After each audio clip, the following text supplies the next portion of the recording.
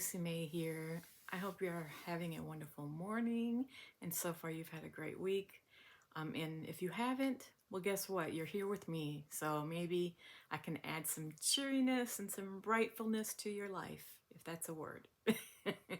Anyways, yes, as you can see, I look a mess, a hot mess. And I have this lovely mask on, which I don't think I've done a very good job of applying it. And as you can see, it is on as many places as possible. It does have some texture, and I probably need to exfoliate a little bit, but just ignore that. There is a reason I have my mask on. So this is my first Thursday episode, so I hope you're here and I hope you're enjoying it so far for the few seconds it's been on. And I wanted to take Thursdays as a time of discussing different topics about maybe self-care, self-worth, or self-esteem, uh, in regards to makeup and to just us as women and men.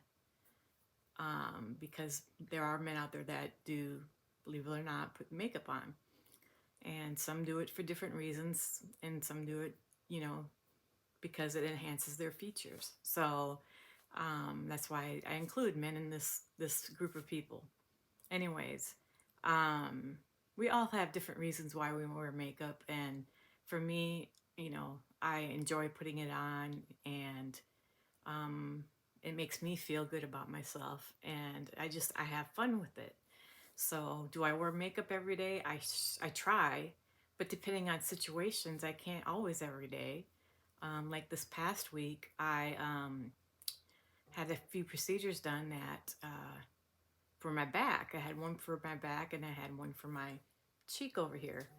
And so I, you know, I couldn't wear makeup those days. So there's different times. I've had some days where I've been doing a lot of stuff trying to clean and I don't put it on, and that's okay. So, anyways, I just didn't want to get off on that tangent. That's not why I was discussing all of this. But there's just different reasons why people wear makeup and they do skincare. And as you can see, I have this mask on. It is in the evening time. And, it's interesting how many types of masks are out there. There's clay masks, there's coal masks, there's cream masks, gel masks. They cover everything and anything from, like, this is a firming mask. You can wear one that is a cleans your pores out mask, gets rid of the blackheads, firms your skin, like I said before, brightens your skin, and just different types of masks out there. And I don't know if you use a mask. I don't all the time. In fact, there's been periods of time where I completely forgot about it. Or at night, I'm just so tired that I'll be lucky if I get my makeup off and go to sleep. So, I mean, I don't do a mask all the time. I'm not the best at skincare, probably, but I'm getting better at it. I'm a work in progress. What can you say, right? We're all a work in progress. So, anyways, just like I have this mask on, we all have masks that we wear. Every single person has a mask they wear. And what I mean by that, you know, you can wear a mask emotionally, you can wear a mask physically, right? As I have this mask on, or if you're wearing a mask at Halloween time or a birthday party, you're wearing a mask, or there's so many different types of masks. But what I'm going to be discussing is more on the emotional side of wearing a mask. Now, sometimes we kind of have to wear a mask. And so what I mean is not going to go into a group of young children and be cussing and carrying on and yelling. You're going to be acting hopefully as the adult that you are and filter, as I call it, your mouth and what you're saying and how you're acting because, kids pick up on every little thing you're doing and they mimic it. So that is a form of a good mask to have and it's a filter, so you could combine the both of them so that you can be a better example for them, right? But then there's other types of masks that are not good. You can have the mask of fear, the mask of shame, the mask of uh, what's another one? Oh, of mistrust. You can have a mask of insecurity. I mean, there's just hundreds of types of masks that we can have. And we put them on without realizing that we're putting them on because things have happened to us. And so, personally, I've had a lot of different masks I've worn, and it's all to protect me. That's what masks do. They protect you from the outside. And I've had to wear several different types of masks because of my past and the trauma I've been through. And I even have a mask of trauma just to protect myself from any further trauma, you know. And because after a while, those masks, they get old. So then you have to put a new mask on. And then you have to keep putting masks on. And before you know it, you've protected yourself from the outside world. And they can no longer communicate with you. Or if you do communicate, it's so superficial that you don't develop any friendships. Or it's hard for you to develop friendships because you're very mistrusting. So you have that mask of mistrust on because of being hurt before. Or it's hard for you to be in a relationship because this person cheated on you or this person stole from you. So you have that mask of mistrust on. And that's a tough mask to get off, if ever. There's some people that have masks on their face that they die with those masks because they can never get them off. Is it easy to get the masks off? Absolutely not. It's not easy. You have to work at it because every day sometimes you have to keep taking those masks off because they keep wanting to put themselves back on, but eventually those masks go away and they can't get back on your face because you come to a realization of who you are as a person, right? So once you realize that, hey, you know what, I can find out who I trust. I can tell by a person if I can trust them or not. I don't have to cover myself up or hide because I don't know if I can trust this person or not. You have a brain, you have a heart, and you have a gut instinct. And so you can tell who's maybe not so trusting, especially if you've been hurt a lot as a child. You've developed that mistrust as a child. You don't trust anybody, but you can get a sense if something's not right with somebody, then you know you have to leave or get away from that person.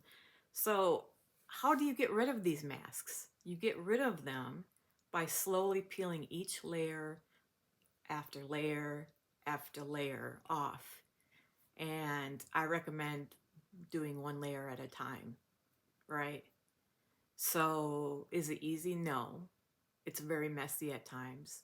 You probably will cry your eyes out several times, or not realizing that maybe you'll have your heart on your shoulder for a while because it's been sore from being messed with because you're trying to get rid of these layers of hurt that you've carried on for so long. And just like that, like me, as you can tell, this mask, it's getting old and it's ready to be peeled off. Some areas are still fresh, and I don't want to peel those areas just yet, so I'm going to wait just a little bit longer to do that, to take this off. And once you take it off, it's like having brand new skin, right? You're going to feel refreshed. You're going to feel like there's a weight lifted off of you, and you're going to feel refreshed. You're going to feel peace. Will you feel completely happy and completely at peace? It just depends on the mask. It really does. If you've had a mask of fear and finally you get rid of that mask, do you know what kind of peace you'll have without that fear weighting you down? It's incredible. It's incredible. Does that mean you'll never have to fight fear again? No, you always have a battle with fear. Those things that you've kind of been weakened by in your spirit, emotionally, you will always have that battle to deal with. But it gets easier, and you'll catch yourself thinking things that you shouldn't be thinking, and you can stop them. That's called thought distortion, stopping those thought distortions and changing them to positivity. So that's how they sneak in. That's how those things sneak in. They start speaking things to your mind of, well, you should be afraid after everything that you've done, or you should be afraid because everybody wants to hurt you, or, those types of thoughts can come in, but you can stop them. And the way you do it is you get help. You don't do it on your own. You ask for help, and you ask for help from a trained professional, not just your best friend, because your best friend is your best friend. It's okay that they listen to you, but they're not your counselor. You need to see somebody who can look at the situation objectively and that can help you and walk through these situations that may have caused you to put these masks on. And that's really the only way you can do that. And I also encourage prayer. For me, I had to do a lot of praying to get rid of some of my masks. And you know what? I'm still working on some masks to get rid of those because I'm not perfect. I've had a lot of things go on in my life, and I've gotten rid of a good amount, and I'm still working on. I probably have more that I don't even know about, really, to be honest, because every day is a new day, and I find out something new. And sometimes I have old masks that try to put themselves back on my face, and I have to take them off again. But the point is that as you're doing this, you're moving forward in your life, and you don't want to have to be weighed down by so many masks. You know what I'm saying? And then when you get rid of those masks, you can develop healthy ones, really, that, that you can protect yourself and be healthy at the same time. But it's just different. It's a different kind of type of mask where it's a mask of joyfulness, because you can be joyful, protected in joy, peace, love, you know, and then it just becomes a part of you.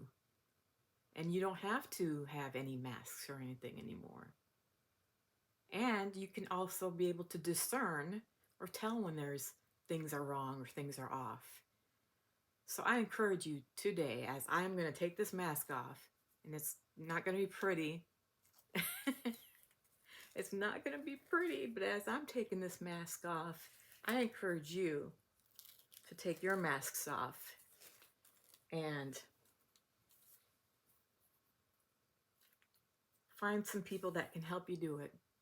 Don't do it on your own, because I'm telling you, it's difficult.